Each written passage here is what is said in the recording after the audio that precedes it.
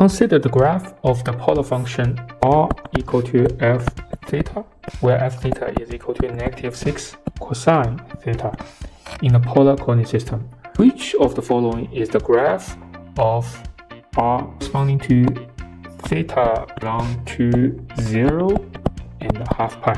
I will show you the normal way to solve it, the trap that confuses almost every new learner, and exactly how to resolve it.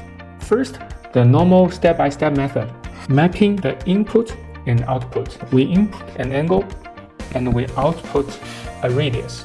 The problem restricts our interval from 0 to half pi. So if we plug in 0 and we calculate the r theta value, we got -6. And then if we plug in half pi, we do the calculation again, we got 0.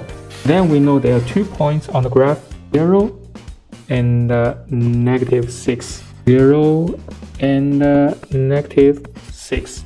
As theta moves from 0 to half pi, our r value are entirely negative.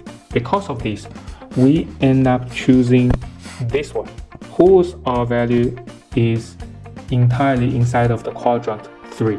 But here is where the massive confusion rises. Our angle theta is restricted from theta to half pi, which is in quadrant 1. Yet the final graph is in quadrant 3 here. Most students think if a point in quadrant 3, its angle must be between pi and half of 3 pi. This confusion comes from being locked into Cartesian system. In a standard xy plane, a point has only one set of coordinates.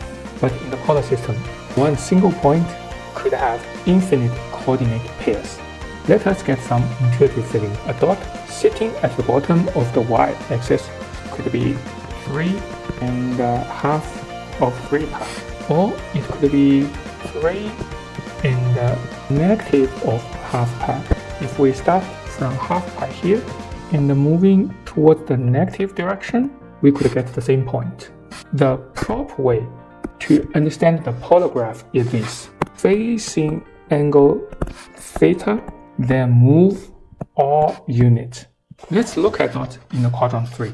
If we are facing 4/3 of pi and walk forward by 3 steps, 1, 2, we got the coordinate 3 and the 4/3 pi.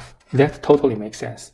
But what happens if we use a negative radius? Again, if we're facing quadrant 1, specifically 1/3 of pi.